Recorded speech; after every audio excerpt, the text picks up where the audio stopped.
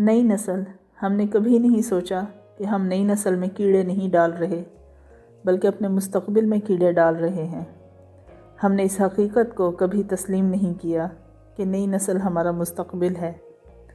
ہم نے کبھی اسے اہمیت نہیں دی، ہمیشہ اسے کنڈیم کیا، ہمیشہ اسے رد کیا۔ ہم نے کبھی نئی نسل کو حالات حاضرہ نہیں سمجھا۔ ہم نے کبھی اس حقیقت کو تسلیم نہیں کیا کہ بچے کا جوان بننا، نوجوان سے نوجوان بننا اور پھر بڑا بننا ایک پروسیس ہے، ایک ارتقائی پروسیس، جس میں فرد پر لازم ہے کہ وہ ہر اپنے دور کو جیے، ہر اپنے دور کو دل کھول کر اپنائے۔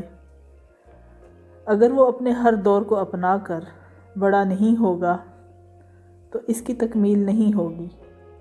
ہر باپ کی یہ خواہش رہی ہے کہ میرا بچہ بڑا ہو کر میرے جیسا بنے۔ ہر باپ سمجھتا ہے کہ میرا دور جس میں نے زندگی گزاری ہے بہتر تھا اور ہر آنے والا دور بدتر ہے۔ کسی باپ نے یہ نہیں سوچا کہ میں اپنے بیٹے کو ایسا بنا دوں کہ اس میں، یعنی اپنے آنے والے دور کے مطابق جینے کی صلاحیت پیدا ہو۔